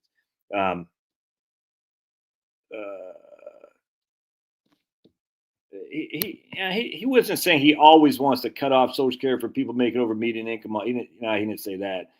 What he was saying is he'd say, hey, we're going to have a median income of roughly $2,100. And we're going to say, that's going to be the max you can make. It was one of his thoughts. And look, I mean, that's controversial. That'll never fly. But I see where he's going with that. He's saying, look, compared to Canada, actually, I think Andrew, what he would say is we get rid of, not only do we not get rid of the cap, we reduce the cap, like in Canada and all these other European countries, essentially, where they say at the end of the day, you're going to get no more than $2,100, and the cap would be like $75,000 a year. I got no qualm with that at all, frankly. That would be fantastic. Say we're going to make sure that no one is in poverty, but no one's going to be freaking eating crab legs on Social Security. With that said, we're also not going to have a cap at 160. Never mind, get rid of it. We'll just make it. Yeah, 100%. That's a good idea, Tom. If you make above a certain amount, you should be able to opt out of Social Security entirely. 100%. I completely agree. That's a great idea, actually. Look at Tom come with a great idea. Every now and again, Tom shows up with good. That's a great idea. Say, look, you want to rely on the government? We can do it for you. You're going to pay this 6.2. You don't want to rely on the government. You're going to pay up to $75,000 like they do in Canada. And after that, you're on your own. I get no qualm with that. None of that's going to happen. I mean, it's all great to think about. It's not going to happen. So the question would be is how do you fix it? And Andrew's saying, well, if you're making $100,000 a year in Social Security, you should get a benefit reduction. And I think it should be looked at more than just that's what I was asking him. What do you define as rich? When we first started, he was saying rich people. I said, well, what's a rich person? He said the max you can make in Social Security. He said, I just disagree with that. I don't think that should be considered rich. I think because that excludes people who've got serious outside money in there. And I don't think that's the way it should be. I mean, look, that's just me. I think because I'm all in favor of once you make more than $1 million a year, you no longer have long-term capital gain, tax preference treatment on long-term capital gain or qualified dividends. I think there should be a wealth tax. I guarantee Andrew disagrees with that 100%. That's okay. We can still be friends. But I just think at the end of the day, we shouldn't, because remember, Social Security is really the people who make the bigger amounts of money are upper middle class people. It'd be me, your old buddy Josh. And a lot of these people are small business owners. And a lot of small business owners are putting all their efforts into their business. And, while they might save, they're not saving probably enough as they should because they're really trying to make the business work. That's what they're doing. And a lot of these people can't sell their business for any money because the business is the person like me. My business is me. I'm not going to be able to sell to anybody. So there's no light at the end of the tunnel where I can capitalize on it. It just doesn't work like that because my business is who I am. And so the minute I stopped doing my business, there was no business profits left. And so my number one savings is Social Security by force. Not that I want it to be, but it is. And so if they were to say, but Josh, you made so much money on Social Security, we should reduce that. I say, yeah, but I wasn't saving other money because I had all these other expenditures, never mind raising family and all that. And on top of that too, I think there's something to be said about, high income earners. We also want to reward them for having children, if that makes sense. And a lot of high income earners, spousal benefits, or even 2 family earners, we don't want to reduce their Social Security because I think that would give them a perverse incentive not to have more children. And instead of immigration, why don't we just start having babies? And the way we can have babies is to have people they can retire a lot more than $21,000 or $2,100 a month. Now, Andrew's saying $2,100 a month is a median. Well, that's per person. So it'd be like he was saying, between husband and wife, that's $50,000 a year, right there, Social Security. It's not taxed either. So for a fact, if you got $50,000 Social Security and that's all you got, between a husband and wife, you're not poverty. You're not impoverished. You got 100% tax-free income, $50,000 a year. That's a good place to start. But I just think we're so deep into it now with Social Security, with people using that as a retirement account, like I've done, that we say, I don't know how you do that. Nobody wants kids anymore. You want to sell my business to my kid? Sure, for $1 million. Your pearly whites would make bank on OnlyFans and lonely widows. Yeah, no, dude, I'm Irish. If you know what I'm saying, if you know what I'm saying there, Carl. They would not find that very attractive, if you know what I mean. Us Irish people, we let's just put it this way, we're light downstairs. But that only work for young people, not for people who paid in way more over time. No. Good point. Yeah. Priests can, interesting. Priests can not opt out of Social Security, went up. Interesting. Just Catholic priests, or it can be pastors, or what? Any kind of minister can opt out of Social Security? Let's see. Take my surplus over $2,100. I may decide to build an armored bulldozer I paid in under. Yeah, what I'm saying. They're just not gonna reduce it for people on the current system. They're just not. It's not gonna happen. Look, I can't stress this. Look, anything can happen, but the idea they're gonna suddenly say, Andrew. And that's what I was saying. On December 31st, you're making $3,800 a month in Social Security. On 1 January, if you retire, you're only making $2,100. It's just not going to happen, man. It's not. It's kind of like you can't win that battle if you're a congressional guy. And there's no blue ribbon commission that's going to say that. Of course, it'll be phased in over time if that were to be the case. I still don't know what's wrong with. Remember how Andrew is saying, and I agree with Andrew 80% of the time, 90%. But remember how he was saying, it's very interesting, how the COLAs used to be congressionally approved. So inherently, there's politics at play, all right? And so then they said, we're going to make it so Social Security has got to be legislative action to fund Social Security. Right now, it's not the law. Well, what's wrong with just changing the law? We didn't really get into it that much at all. But right now, it's the law that Social Security can't be funded with general revenue. Well, there's a simple fix. Change the law. This isn't a constitutional amendment or anything. We just got to change the law. 51 senators and for 218 congressmen and the president. That's it. You change the law, saying how we can fund it with general revenue. Before Social Security COLAs were subject to congressional action. Okay, it seemed like Social Security was working okay back then. And then when they got rid of congressional action for COLAs, that's when Social Security started getting exponentially more and more beneficial to people for Social Security benefit. If you just look, and I don't have it here, but if you just look at the benefits for Social Security relative to the median income back in the old days, relative to the benefits of Social Security now, and you can see the Social Security, like Andrew said, it's gone up exponentially for sure, relative to what it was going up back in the old days. And back in the old days, people weren't saving. You see what I'm saying? So we are much, much wealthier now as a retiree base by far than people in the 70s. It's not even close.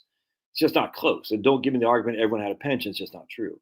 And as such, what happened was that Congressional got out of the Social Security game, put over to a Blue Ribbon Commission, and the Blue Ribbon Commission made it worse. They made it worse. They made it much more beneficial to be on Social Security, which meant it much more likely to be insolvent at a certain time. Whereas in the past, because subject to congressional action, it wasn't this bad at all in terms of average wage index, cost of living adjustments were automatic and stuff. Just think about it. You got Texas. Give me an example. Texas, the teachers, and I imagine cops and whatnot, but I know the teachers are based on state legislator action. The state legislator isn't doing that much, man, to advance the cause of Texas pensioners an increase. They're just not, even though it's based on action of the state legislature.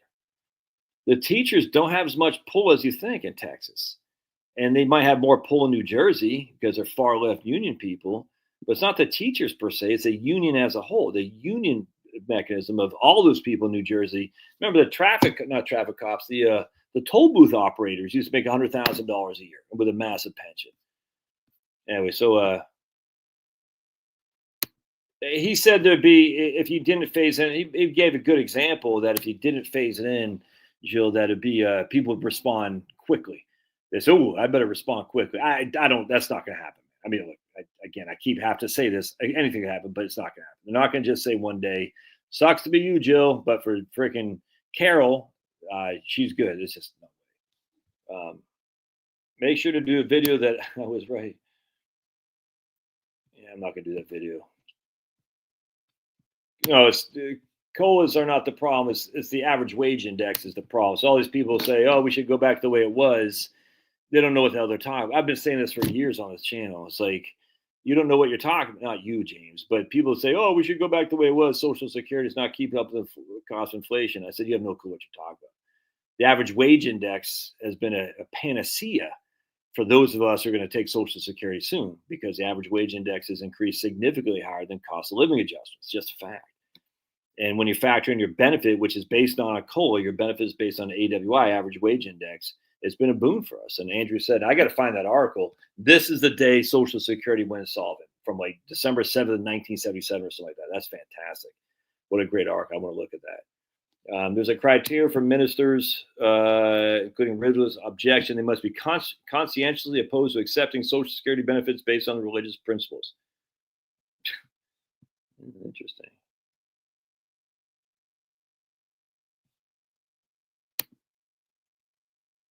COLAs had a vote on them, though. Had to be voted on. And actually, if you look at COLAs, it's been a while since I looked at this. If you looked at the COLAs for Social Security, it wasn't anywhere near the cost of living, the actual benefits, the CPI increase in the 60s and 70s. It's been a long time since I looked this up. I remember I did a video on that. I said, man, when congressional legislative action took, the COLAs were higher, but the CPI was much higher. You see what I'm saying? So the COLAs did not keep up. It was crazy. I'm not going to. Right, I'm saying. I'm going to start a church too. What I'm saying. Oh, 1%. Well, no, because he'd still give you delayed earnings credits. So if you got 2,100 as your median Social Security, your max Social Security benefit, you still get an 8% increase each and every year with the delayed earnings credits. What I thought was very interesting about Andrew is that he said raising the retirement age doesn't really yield us that much of a benefit. I completely agree with that. Completely. Yeah, 1%. If a family has one person working, making 168, yeah, Andrew is what Andrew was saying. Someone corrected me. He's like, well, if you're making the max of 100,000 a year, that's the max that you made and the max that your wife made as well. And that's true. So if you're making 96,000, which is the max right now, roughly, that means both you and your wife had the max earnings for 30 years. Both of you guys did. If it's just me and then Charlotte has half my earnings, I'm not making 96,000. I'm making whatever that is, 72,000 or something like that. And that's not max. But, that was still much, much higher than the median 2,100. I just think I don't like that median. That's too low. Unless we cut back on the wage cap. We say, no, it's not going to be 168 anymore. It's going to be 75. I got no problem doing that. Say, look, no, we just want to make sure Social Security is a safety net as it's supposed to be, which is to make sure there's no poor people who retire. I got no qualm with that at all. So we're going to give you the max benefit, be $2,100 a month, but your max tax you got to pay is 70. You only have to pay tax on 75,000 a year. I think it's a freaking great solution. I'm gonna have to do a video on that. How about changing the max delayed from 70 to 69 or 68? How much that would save? Yeah, Greg, I don't think it would save that much, man, because not that many people do it. Fiesta Island. Yeah, I completely agree. See, this ultimate thing here is this is why I think the whole thing is, in my opinion, kind of silly. It has to be done from payroll tax and the trust fund, which would be exhausted. I just say, why? What's the law? Well, all right, laws can be changed. And Andrew wasn't saying this. I'm just saying, I think a lot of this silliness revolves around Social Security going bankrupt is the way that is designed as it is today, which has been changed a million times a Sunday. So why can't we change it again to say it can come out of general revenue? I don't get why this is such an issue. Well, because we want to self-fund it. Well, it'll still be predominantly self-funded with a little bit of kicker into the general revenue. I don't understand why that's such an issue. I don't understand. Yeah, in fact, I got an article today that the Trump train is already rolling. The consumer survey, people are much more confident. Things are happening, man. it's good. Things are happening. So I'm happy to see that. I will skip. Carl gets talk about me having a soft heart. How many times have I quoted Carl here today already? He's like, I skip over his comments. Josh, you're making me sad because you, Harry. What the freaking Harry? You're banned, dude. You're banned. Carl says, Josh, skipping on my comments. Boomers win again at the expense of others. Shocking. Carl. Oh boy. I started doing yoga at home today. Is that 57 flavors? Yes, sir, it is, especially if you wore those yoga pants, which is, now you know what I'm talking about Irish men, their Celtic spirit. You know what I'm saying? Everybody knows. Of course, I read the women's comments first. Dude, the last thing I want is a helmet party, dude. Come on. Well, come on. We don't have many women on YouTube, and especially on my channel. So, of course, I'm going to read the women's comments first. We don't want a helmet party. Dude, I've been a helmet party. I was in the infantry. Trust me. You don't want that. You want chicks, dude. Chicks make the party grow. Men don't make the party go. What men do is we drink, we get pissed off, there's no chicks, we fight, and then we drink some more. All right. You gotta have the chicks. That's where the excitement. You know how it is. When there's a party and there's no chicks, it's boring. The minute a good-looking girl comes in, hell, it doesn't have to be good looking. The minute a lady comes in, it changes the whole dynamic. Chicks make the army. Well, 100%, dude. 100% they make the army fit. Absolutely, especially combat arms. As a masculine entrance, I understand your bigotry. Chat, Josh. Helmet party. Sausage for chat, Josh. I don't get chat, Josh. So, Josh, if I want to get the max Social Security benefit, when should I start? Is it the month after I turn 70 or the month I turn 70? I don't know off the top of my head, Harry. I don't know. He does. He's Carlita. Carlita. All right, thank you. Thank you. I was not rude. Thank you. Good. Thank you. All right, well, I'm gonna get out of here, my friends. Chloe and I are gonna watch. What, Chloe? What show are we watching, Chloe? Coco. She's back from University of Georgia today. My son did not get into UGA, which is, we were kind of expecting that, but a lot of UGA, University of Georgia, is like 60%. Actually, let's take a look here real quick. University of Georgia. Let's see. Oh yeah, dude. Trust me, Carl. I know Great Divorce is the thing. 100%. 100%. Dude, trust me. I know Great Divorce is a thing. That doesn't mean. I mean, look, man. I don't know what's gonna happen. You know, we've been married 25 years. I'm happy, but anything could happen. Dude, I was talking to a guy not too long ago. His wife of over 25 years just up and left him one day. She goes, I just want to leave. Dude, it happens all the time. All the time. Could it happen to me and my wife? Probably not. I mean, probably not. It could. Probably not. You know, at the end of the day, it's like, as Catholics, you know, we still recognize that we do take some, what's the word? Not solace. What's the word I'm looking for? Seriousness. And when you get married, you're not supposed to divorce. You know, you can't just say, and try, you know, Charlotte's not going another dude. You know what I'm saying? So, not because I'm so great, because I'm so ungreat. She's like, I don't want to go for another dude. So at the end of the day, she's not going for another guy. That's all there is to it. Vows, yeah, we take our vows seriously. We're, you know, in the biblical, what two join, man can unjoin, or whatever the hell it is. Can't remember. But we take that very seriously. And as such, you know, and she's not going for another dude. I'm not going for another chick. Could we, you know, find a way at some point we sleep in different beds or something? Like that? Sure, 100%. But we're Catholic, man, and we take that seriously. That's just a fact. Again, I mean, it's not. You shouldn't be getting divorced if you're Catholic. You shouldn't. Yeah, exactly. Yeah, that's one, and that's the other. Now, it's very clear in the Bible that if someone's cheating on somebody, you can get divorced. But trust me, Charlotte ain't cheating on me, and I'm not cheating on her. And as such, that ain't going to happen. So the only way we get to, and I don't drink, so I'd never yell at her or punch her or anything like that, and, you know, in a drunken rage, because I don't drink.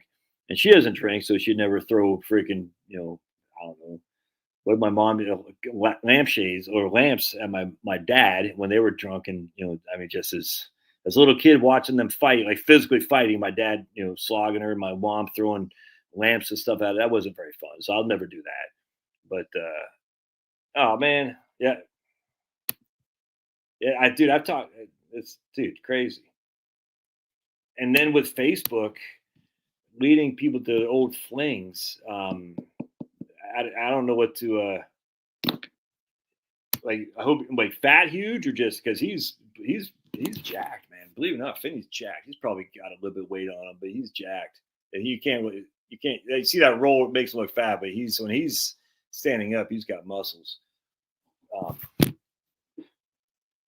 Family course tyrannical 100%. Yeah, I know it. I just Pablo just wants some airtime. Yes, he did.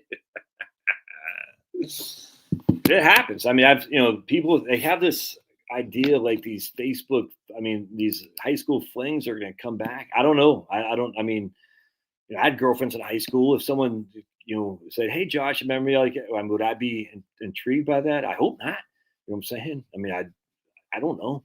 But but some people are. I find that kind of creepy in a way. It's like, man, you really think you can relive your past like that? It's but who am I? I don't judge people. I just find it, I mean, if I had a girlfriend that said, "Hey, remember me in high school?" I just connect with an old friend. She's a girl. We weren't girlfriends, boyfriends. And it's fun. It's fun reconnecting with her. But we were also in the army together. Like she was in Fort Drum the same time I was in Fort Drum. So we knew each other in high school. We were pretty good friends in high school. With nothing romantic at all.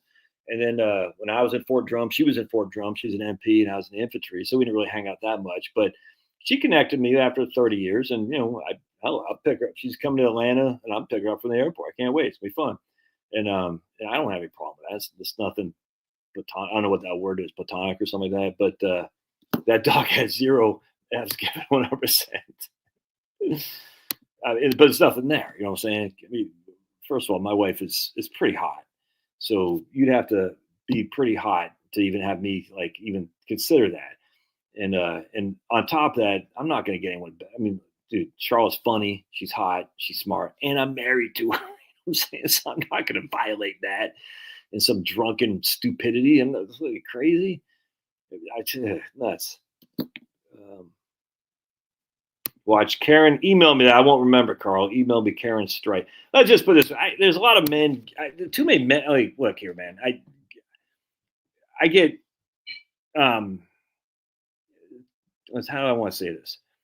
I just don't want to. When I don't watch YouTube. That I watch it for sports. I watch Mark Dice, a couple of the guys for politics. I watch Kwame Brown, Jason Whitlock, Clay Travis for sports. I watch some of these guys with shorter videos for politics, and I listen to Owen Benjamin on occasion, and some other stuff too. But generally speaking, I'm not watching these long podcasts. I'm listening to a book on tape by Outer Banks by Ann Siddons something. I forgot her name, and I've read a couple of her books. This book's not that good, at least not yet. But I just some of these long podcasts, I just don't listen to that long. I bet Finney costs a lot to feed. Every week we're getting food, Jill. Yeah. Ain't that right, puppy? Yes, sir.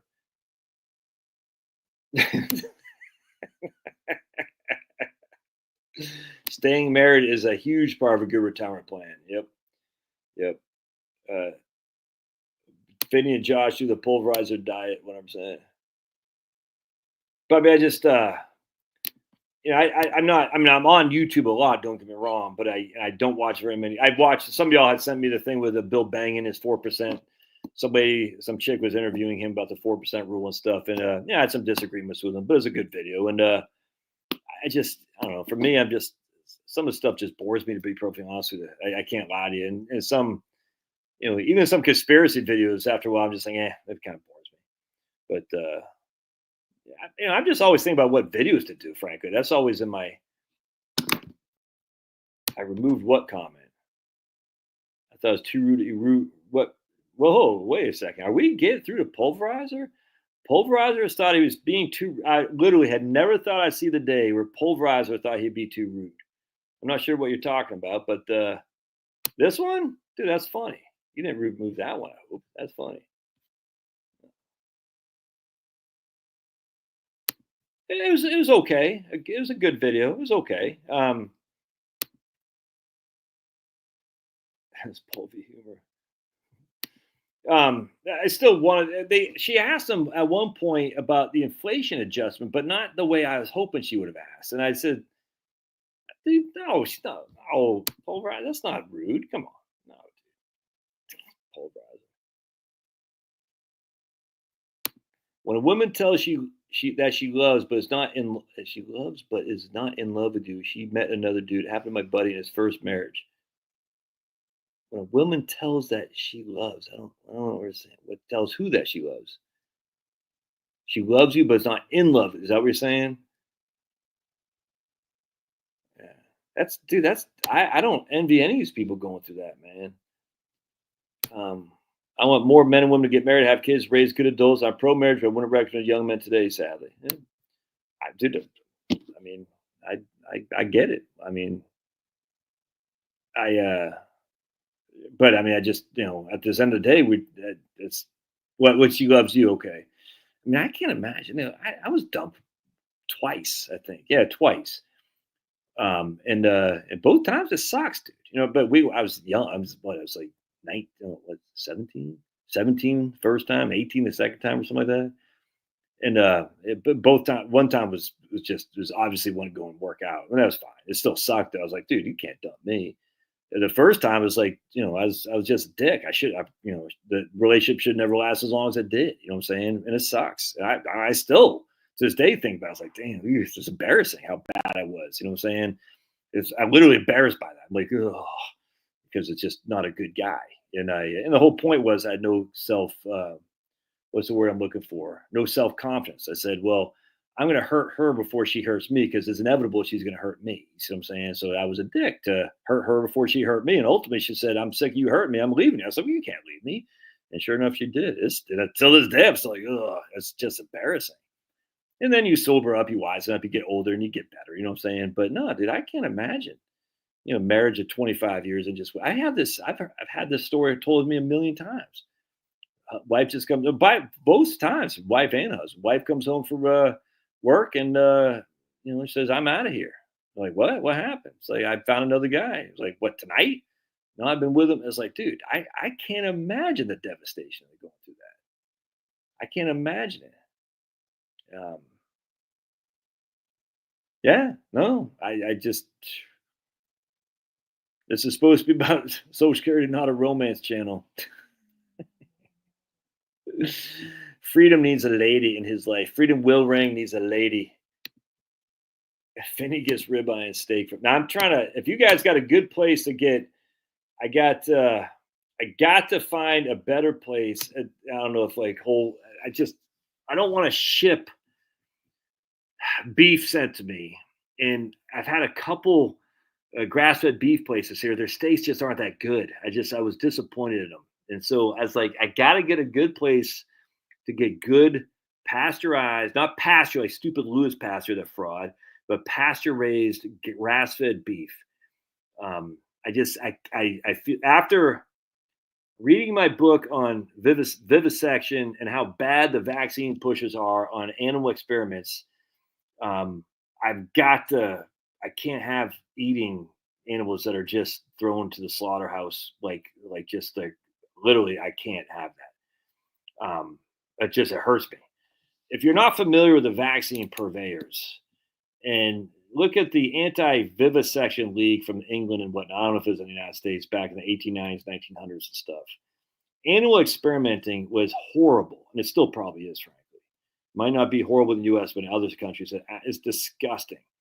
And are we not doing animal experimenting on how we're raising our cattle, our pigs, our chicken in freaking factory farming? I think we are. And I think we shouldn't be doing that. It's going to cost you more.